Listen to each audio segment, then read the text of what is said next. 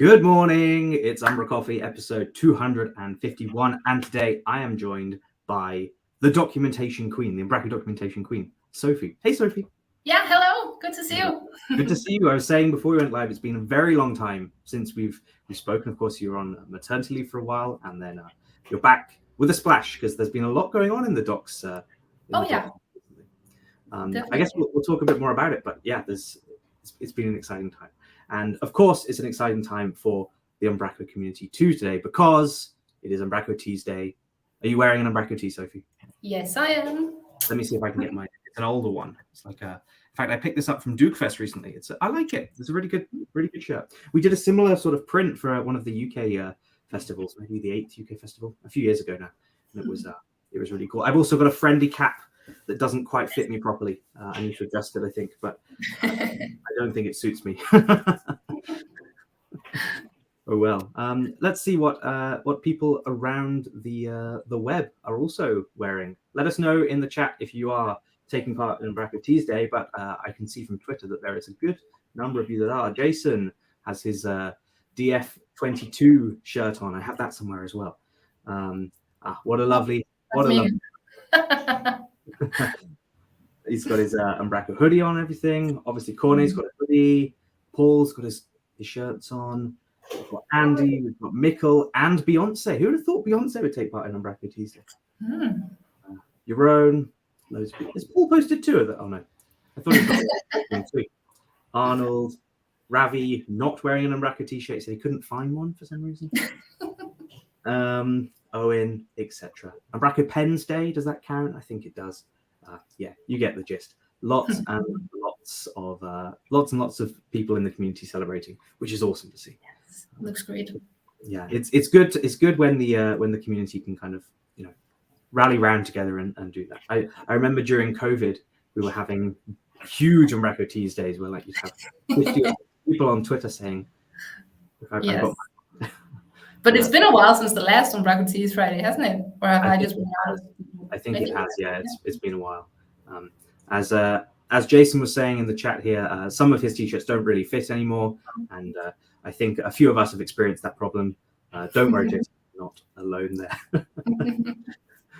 All right, let's get on with some news, and then let's talk about documentation, because this week there's been some kind of exciting announcements. Releases coming out of HQ, a lot of releases coming out of HQ. I think we could brand this week's releases as HQ and as Björn, because between the two of you, I think you've done everything. Umbraco Forms 10.2 is out. This is exciting because it has headless forms. I saw someone on Twitter the other day asking, when will it be possible to do headless forms? Well, now it is. 10.2 is out. So a full Swagger-based or Open API-based API with documentation, the ability to control data retention, some different fields and workflow settings, and something we spoke about a few weeks ago that we're really excited about is this magic strings formatting thing, an underloved feature that's now getting a little bit of attention. Loads more stuff as well. Go check it out if you're an Umbraco Forms user. Of course, if you're on cloud, you'll already have that, and that's all great. From the DXP team, we have a new e-merchant pay Umbraco Forms integration. So a workflow that allows you to take payments through Umbraco Forms. I remember back in the day, like 2013 or 14, building a Sage Pay integration with Umbraco Forms or working on one, and it was a mess. So I'm glad that Adrian's taken the pain away from us and done this. And he's accompanied it with a really nice blog post that sort of explains how you get it set up, how you get up and running, and yeah, it's pretty cool. Sofie, what's the deal with, say, documentation for these integrations, these DXP packages? Are they going to have their own documentation pages, or are they just going to rely on the individual packages or the blog posts? How does it work? What's the plan?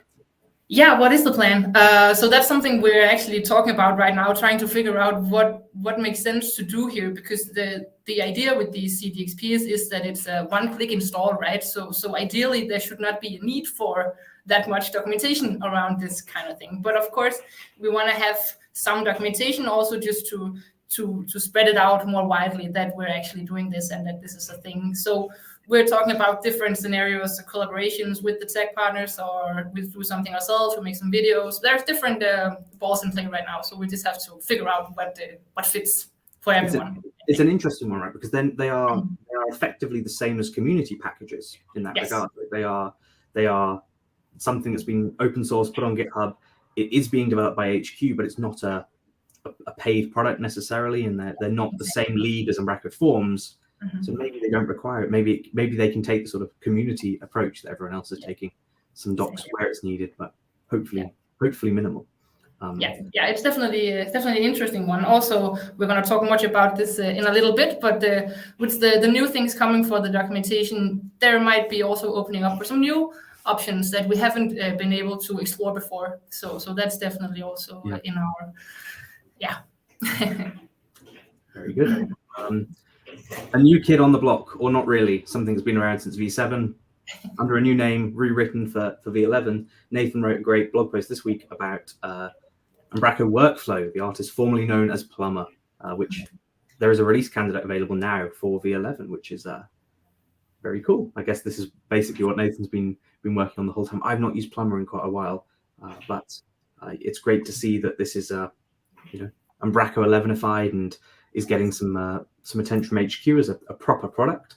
And I know that there is some efforts around documentation with this, isn't there? Because this is a product. So yeah, that's really cool. If you're a Plumber user, go check it out. I believe, as was confirmed in here, Plumber itself is going to stick around. So for 8, 9, and 10, that's going to continue working. It's going to continue being supported within whatever was agreed then. I'm not sure. But then Umbraco Workflow is the kind of the de facto workflow solution going forward. Yes, that's great. Very, very cool. Well done, Nathan. High five, you rock. Yeah. It's the Anders Björner section. We have an update to Skybrid redirects, a couple of bug fixes, package we all know and love. Limbo Models Builder, something maybe not many people have heard of, but it's a kind of Models Builder fork that they've been maintaining internally that does a few more power user features. We've now got a stable version for Umbraco 10. We have a new one. I'm sorry, Anders, if this is premature announcing this, but I'm going to anyway. Limbo Tables was posted on our yesterday, and it's a really nice looking table builder for Umbraco 10. There's been a few of these solutions over the years. I know Nathan had Tabulate. I know that the Radley Elder team built a table builder as well at some point. It's really cool to see this one. So well done, Anders. And one final release is this access restriction package from Rutger. It's like an IP allow list for the back office, so you can restrict your back office down. So yeah, that's pretty cool. And now documentation. Let's talk about documentation because, I think it's safe to say that our Umbraco site's being carved up. Is that fair? Let's say that. There's been talk in recent weeks about what's coming with the new,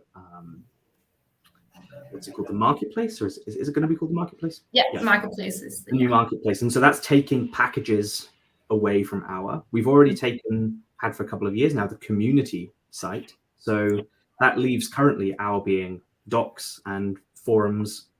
So what's next, Sofie? Yeah, what's next? So many of you out there might have heard us talk about this for a long time now, that we want a new platform for the documentation. Well, I'm here today to tell you that now it's happening. And it's super exciting. We've been spending the past week migrating all of our docs to this new platform. So it's actually ready for testing now. So I think if you want to share your screen, Callum, or should I? No, I've got it. So this is docs.umbraco.com. Yeah. Surprising, I would never have thought it would be that. But it's a whole fresh new documentation site, and it's based on Gitbook, which is, so it's like a SaaS solution hosted docs platform, but it's still crucially open source from a content point of view. Is that correct? Yes. Yeah. So everything is still on GitHub like we know it. It's just moved into some new branches on there, but it's still, everything is on GitHub and as open source as you're used to. So that's just really nice. That same Umbraco docs repo is powering this new site, is it? Yes, it is. Cool. So what Gitbook is more, it's this platform that we as maintainers have. We have a little backend where we can sit and work with the docs on the Gitbook platform instead of having to go through GitHub every time. And also it gives it this more modern feel and modern look compared to what we're used to on our, right? So that's it's a lot more consistent and definitely easier to browse. So whilst the structure there is the same as you might be used to, I think often, at least for me, when I'm trying to find documentation, I Google for the page I want. I can't find anything on our. The nav doesn't work on the side. The search doesn't really work. No. So this is great. This is really, really great. Yeah, I think one of the biggest issues with the search on our is that the search there does not conclude anything within code blocks and code the backticks. It does not include that in the search, and that's often what you want to search for with something like Umbraco, right? Something code related. So, yeah. Yes, indeed. And I mean, it's familiar, as you said. It's the same content. It's just a much nicer experience. And I'm really happy to see you still got the kind of the edit button and still easily, and deep linking to different sections is super easy now. Yeah, it's very nice. Well, so yeah, I really like this. I was going to ask. There's a drop down at the top with versions. So the plan is not to move the V8 or 7 or 9 docs over. It's to leave those where they are. Yes. So we kind of had to make a point to cut somewhere, right? So we decided to do that between 8 and 9 because we kind of moved to a new framework, so to speak, between those versions. So it makes sense to keep them separate. I think in the Discord channel, Sebastian is also already labeling them Modern Umbraco and Legacy Umbraco, right? I think I've seen that. So we're trying to do kind of the same with the Umbraco docs. So docs for 7 and 8, and I think we have some 6 and 4 in there still as well. That'll stay on our. Yeah, some old stuff still there, but that will remain on the good old our side that we know, and then the rest, the new modern docs, will be moved over here to the new platform. Fantastic. Well, that's really great. I mean, it's looking nice. So I'm happy to see that. You highlighted for me 2 tutorials, if you will, and this is particularly interesting because I don't think tutorials on the current Our Umbraco site are that easy to follow. I mean, if you look at this right now, a third of the screen is taken up by the sidebar, so I can't really see the content that matters. And then it's just there's no sections. It's not easy to go find what I want. And yeah, so this is the new experience, right? With Yeah, so there's still a lot of text and we can do a lot more with it. What I really wanted to highlight with this tutorial as well is if you notice some of the code samples above there, we have this little caption, it's called, so you can actually see which file the code snippet goes into, and we can add the line numbers as well. So it just makes it a little more readable, I think. When you go through a tutorial like this, this code snippet had to go in which file, and then you have to read a lot of text on our at least to find out if you've forgotten. And then, but here it's right there in the code sample. So easy copying and pasting of code snippets as well. It's something that's been missing. So yes, very nice as well. So that's really good. So it's still a work in progress, right? It's right now it's released on this no index kind of way, so the search engines won't crawl it just yet. Right now we just want it to be tested, and we want all the feedback that we can possibly get so we can make it even better, because there is a lot of new things that we can do and explore on this platform. So we should just try all the things, I think, and make it the best docs we've ever seen. Indeed. Well, that's really exciting, and we're not going to hold you to it, but it does say here the goal is to launch this for December 1st, which is 2 weeks away, and alongside V11. So how's that looking? Well, I think it's looking pretty good. So there are still some things that we want to clean up and all, but we have the 2 branches now. We have the versions for the documentation for 10 and also the 11 RC, as you saw in the drop down. So we're pretty much there. We just need your feedback, the community feedback, because the community has always been involved in the docs on Umbraco, right? So we want to involve you as well before we publish it to the worldwide. Something I'm going to be particularly putting through its paces, I think, is the search function on the other. As I say, I don't want to have to go to Google to find things, or sometimes even GitHub. It's easier to search the markdown files to find something than it actually is to get content. How horrible is that? Yeah, I'm going to put that through its paces. This is really fantastic looking at. Well done to you and the team. Thank you. Speaking of the team, you released or your colleague Jonathan released a blog post this week about an update from the HDTV team, and maybe you can summarize what was covered. Yeah, so was it back in, what did I say? 3 years ago, I think. Yeah, we implemented this style guide on the documentation, kind of as a guideline to increase the readability and make it nicer to read the docs. So we've kind of picked that up again over the past couple of months, and as an attempt to clean up the docs a little more, so it's also fresh and ready and looks good on the new platform. So we've implemented a few new rules. I think the one that I especially want to highlight is the acronym one. Yes. If you've ever read in technical documentation and come across an acronym that's not explained, that's just so frustrating. So we've tried to kind of accommodate that with this new rule, I guess we can call it. Yeah, that's great. I mean, the key examples are CDN, CLI, SSMS are things we see all the time. Visual Studio abbreviated to VS22 or something. It's jargon that you don't understand if you're not in the know. Another one that I really like here that's been highlighted is the consistent spelling, and it's something that I know every Hacktoberfest, maybe for the past 3 years, someone has gone in and corrected the consistency of a back office or document type or content type or whatever it is every single year. So it would be fantastic that this is just done across the board. And then is this documented anywhere then? Is this language guide written up so people can go and refer to it? Yes, it is in our both on our now, but also on the new Gitbook channel. In the contribute section, there is an article about this. Yes, if you click there, and then there's the style guide. It's the style guide thing, I think, instead. Yeah, exactly. Yes. So all the rules are kind of explained there as well. That's really cool. Some images missing? No, looks like we have to do some more cleanup. It's still in preview, right? Still work in progress. Yeah. I was going to highlight an example of this exact thing that's done really well. So for those that don't know, in the UK, Monzo is a neobank, a kind of a digital bank, and they decided basically that the same thing as you, but on a much bigger scale. They have a challenge where they need to ensure that even the financially illiterate can understand what they're saying when you're talking about loans or finances or interest. And so it's complex words that are often, if you think you take out insurance or a mortgage or anything, a loan, you get a big contract with lots of jargon in it, and it's super difficult to understand. And they've taken a really, really nice approach where they've set out their rules for doing this. And generally their communication is incredibly clear and really consistent. And they've got this really lovely looking guide, again, about making sure language is accessible to everybody. So it's great to see Umbraco sort of doubling down on that as well in the documentation. Yeah, and there's definitely still a lot more that we can do on this area. We picked it up now because we're moving to a new platform, so we want to also improve the content while we're at it. If you're reviewing everything in any way, you might as well take that whilst you're there.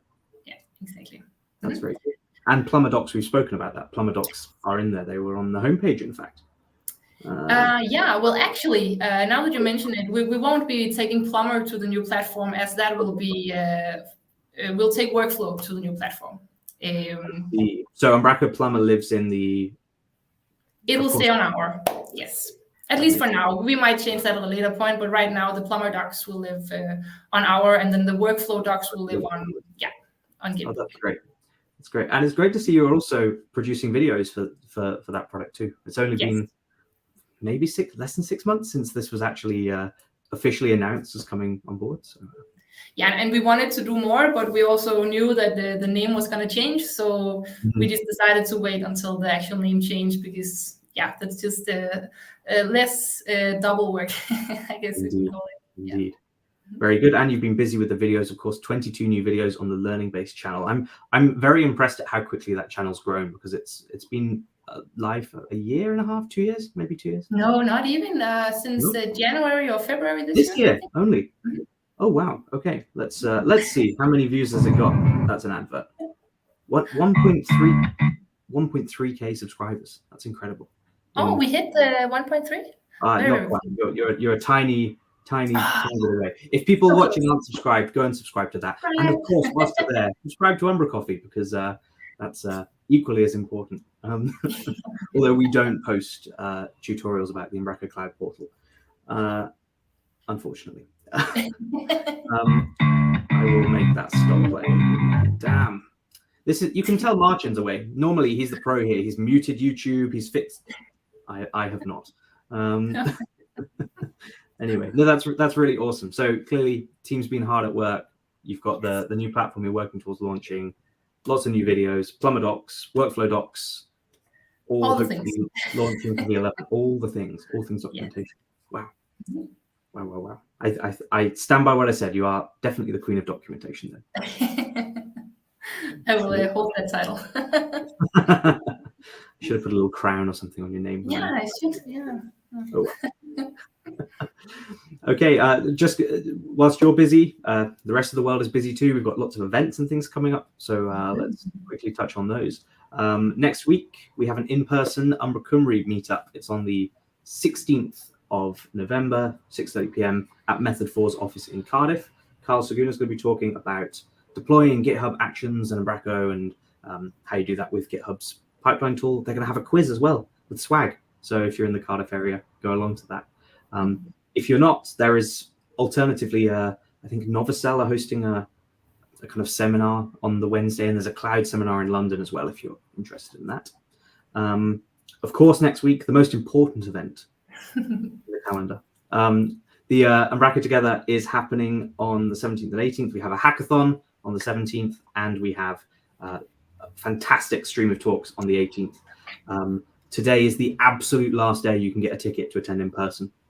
And we're not making any exceptions to that. I have to confirm numbers today. So if you're going to buy a ticket, when I looked earlier, we were pretty close to actually being completely sold out as well. So if you're planning to come, please buy a ticket. You can still also attend virtually. There is something on the website that explains that. You can attend online from home if you wish. So yeah, please go sign up. As you can see, loads of amazing speakers. We'll have Ken talking about the block grid. We'll have Matt talking about construct, Carol on AI, Ponima on minimal APIs, Keck, Bjarka, like the whole shebang.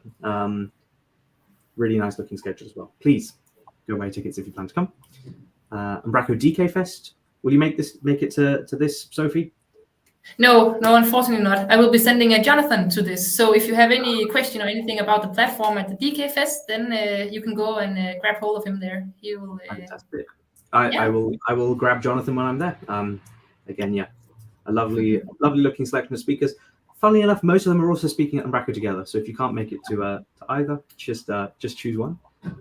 But they've sold out officially as of yesterday. Completely sold out of the event. There's a waiting list if you're planning to come. Code Garden.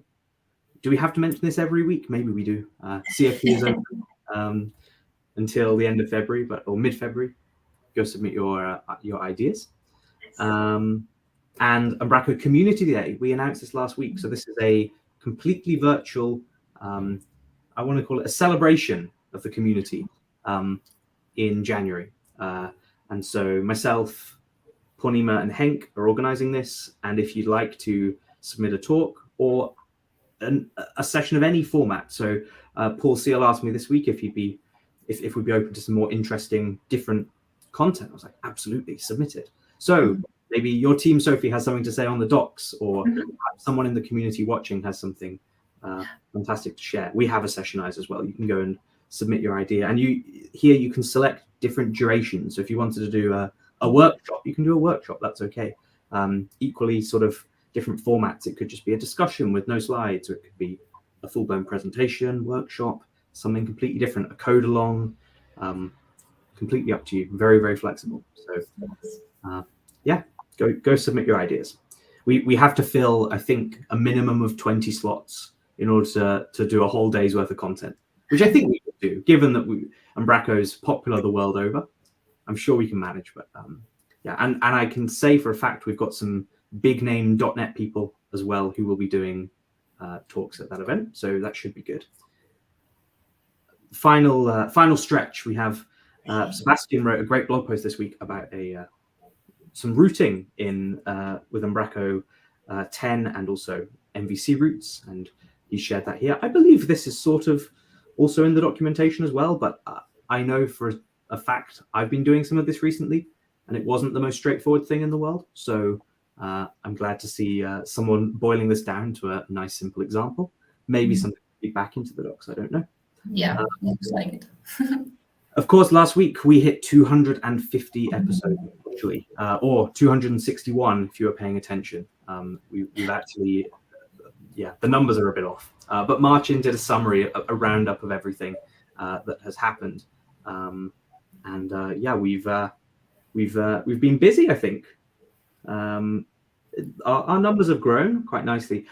I'd be interested to know, still to this day, our most watched video on the channel is. We had Jeffrey and Nick from Perplex on, I think it was episode 35 or something, and they showed an Umbraco controlled Google Home device where you could say, "Okay, Google, do this." And still to this day, our most watched video. Like each week, it's getting more views than every other episode combined. So wow, that's an interesting stat. I've put the thank you down there for Arnold. Arnold last week sponsored us on Buy Me a Coffee or a donut or a pizza or whatever it is. umbraCoffee costs money to put on, actually, and Arnold very kindly donated towards that, as did Tim Rakovan. And Marcin mentioned I think it's a year and a half, we've had over 1,000 British pounds worth of donations, which is incredible. And no, we're not seeing any of that money. Like it goes into paying for this platform we stream on, and also giving away like coffee mugs and bags of coffee at Co Garden or Umbraco together if you're coming. We've had fantastic guests, etc. And we still have absolutely no idea what we're going to do for our official 5th birthday. Because we don't plan those sorts of things.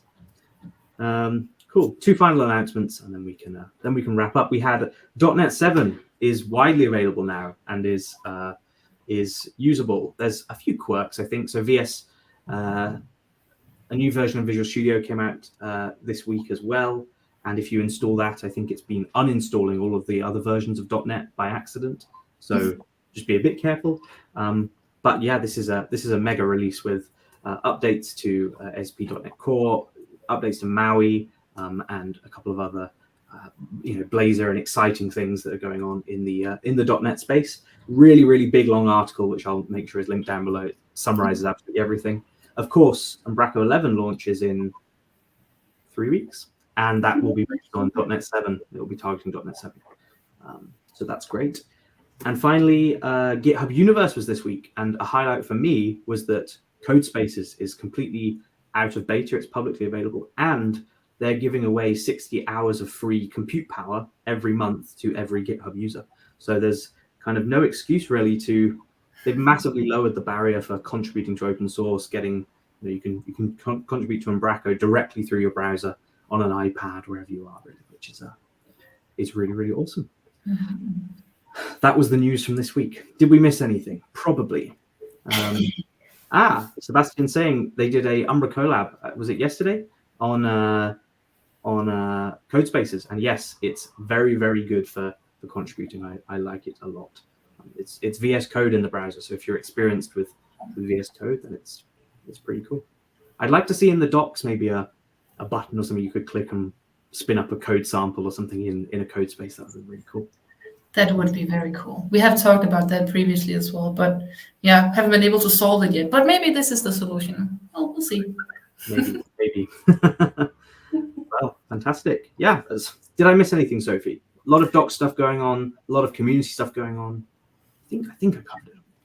A lot of events coming up, right? That's kind of crazy. A lot of events. It's Umbraco season, yeah. with 3 weeks to go till December, I guess we're running up to 24 days in Umbraco, which is always always exciting, isn't it?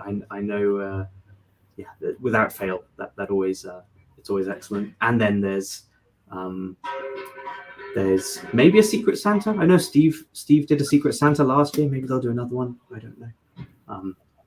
But I will be away for pretty much all of December, and I'm that's starting to put a bit of pressure on me at the moment. Obviously, trying to organize for Umbraco together next week, and then I'm at DK Fest, then I'm in the US, then Australia, and it's like, and juggling client work as well. It's completely self-inflicted, but anyway. Yeah, you can relax in January then. Yeah, I can't. Yeah. Then we're doing the community day, and then I'm doing. Oh yeah. And then it just all it's never going to stop. It's fine. Yeah, as long as it's fun, right? Yeah, indeed. Well, thank you very much, the documentation queen, Sofie, for joining me. And I hope everybody watching has a great weekend. We will see you at Umbraco together. Next week's episode will be live from Umbraco together, and it would be great to see as many people there. If you've not bought your tickets yet, please buy one. If you'd like to attend virtually, please buy a ticket as well. You can do that beyond today, all the way up to the end of next week. But we want to see as many of the community there. And with that, have a lovely weekend, everyone. And see you next time. Bye-bye. Bye.